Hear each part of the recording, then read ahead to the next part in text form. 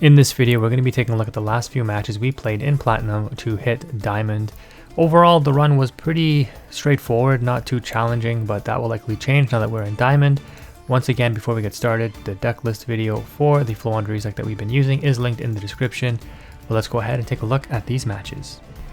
Alright, so after winning 3 coin tosses in a row yesterday, we lost 3 coin tosses in a row today.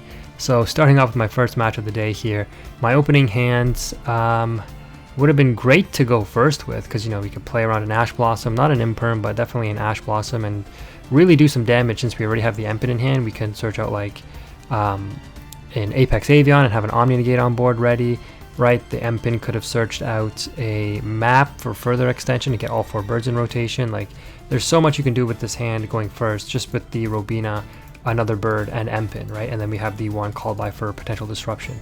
Unfortunately though, we're going second, but against Tearlament it should be pretty manageable. Solix at 1, so if they have an Imperm it could be a problem. But look at this, the opponent blindly makes a Dragostapelia instead of a Rukalos. And make no mistake, Rukalos is definitely better. They also don't make Elf here, which is a misplay, but they have this set card. They've milled a Grave Shuffler, so they're in a perfect position to actually beat me. So either they know what I was playing, maybe they recognize my name from YouTube or something, and they knew to go into Dragostapelia, because obviously they didn't hit Kelbeck or Yugioh in order to know to that I'm playing Flow Under. So unfortunately, no Book of Moon, no Advent of Adventure. We play 6 total of those, right? 3 each. No Dark Ruler, which I'm also playing now, right? No Evenly Matched even, which at least could have kept me in the game even if I was negated, if they kept the Dragostapelia. No pot cards to dig for anything. Just 2 Tribute Monsters, an Engine, and then 1 Call By, which is technically useless right now. So I'm going to force out the Dragostapelia negate here. Maybe he thinks like I can't do anything, so he lets the Shree through, but he doesn't. I tried to force it though because I targeted the Mudora, so either banish Mudora or activate the effect or use Dragostapelia. I set the Call By and pass, hoping that maybe he doesn't have anything to extend with. He does have the Foolish Burial, and he dumps Eldlich, and I'm like, what am I about to lose to right here? This is crazy. So Eldlich, of all things, sends the Rainbow Bridge of Salvation. This guy just had like his perfect setup, his deck, all the stars aligned, I guess. I'm going to attempt to Call By, which will definitely trigger his Mudora, because he definitely would want to resolve his prize card. He must love Eldlich to just toss it into a Tearlaments deck. And then of course he's going to get the Rainbow Bridge extension now as well. So yeah, this was kind of nuts. At this point I'm like, yeah, he's going to OTK me. So instead of sticking around for the next 5 minutes while he combos, I will probably end up scooping. I attempted to play through, but obviously with a hand like this, it's kind of written in the stars, nothing really that I can do. Yeah, the Rhino Heart will guarantee a fusion, and then that's just GG's. So potentially he could have misplayed, bringing something else in, like a Merlion, trying to mill and then missing, and maybe we would have survived and drew a Dark Ruler next turn, or a pot card, or an Advent, or a book, anything, right? Like there's a 1 in, I don't know, 3 chance that we draw something useful, but unfortunately it wasn't in the cards, so that was a loss to break the 10-win streak. Alright, so after losing the first match, this was the second match that we played, and we lost a coin toss again, so unfortunate. The opponent starts off with set 5 pass, and I'm like thinking to myself, oh, going second not too bad, I've got Shifter. We're going to opt to go Extravagance here first, and then activate Shifter. The opponent doesn't have any response, so this is going to resolve here. We draw 2, and we draw into the Evenly. Of course, we're going to activate it. The opponent ends up keeping 1 card. This is absolutely insane. I had no idea what to make of this. So we go ahead and activate Unexplored Winds.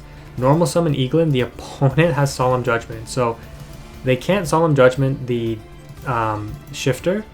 And I should have clued into what deck this was. But they didn't opt to Solemn the Evenly Matched, which is kind of crazy. Because they were under Solemn. So even like Solemning the Evenly Matched, they probably realized like I'm under Shifter. My deck can't play. So what deck can't play under Shifter that would let themselves get Evenly to keep a Solemn Judgment, right? That's kind of nutty, but you'll see what happens in just a second. So I just passed turn here. The opponent is still under Shifter because we activated the Shifter during our turn.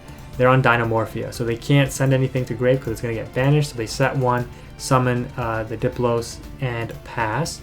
We're going to go ahead and draw. Of course, we're bricking now. We're going to go ahead and activate Prosperity, and I'm like, I should have this in the bag. Of course, they have another Solemn Judgment, which they drew for turn, because otherwise they would have set both for sure. So we are still bricked, unfortunately, because our only Eaglin was Solemn, which is terrible for us. So yeah, we set Dreaming Town pass, and all it takes is one Dynamorphia trap for the opponent to set up and put us in a terrible position here.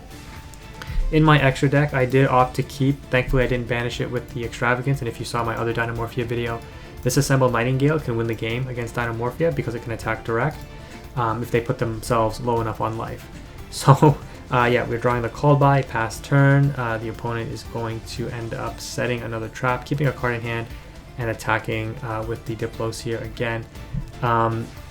Yeah, this is not good. I'm imagining this is probably Ash or Maxi. We draw Eaglin, which is good because we can summon Eaglin, chain block with the other Eaglin here. This guarantees that we get the search off.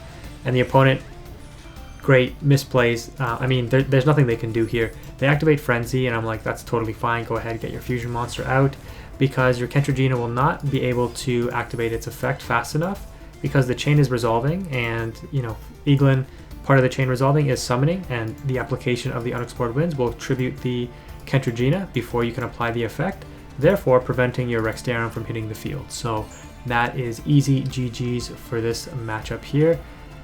Yep, just like that. No effects for you.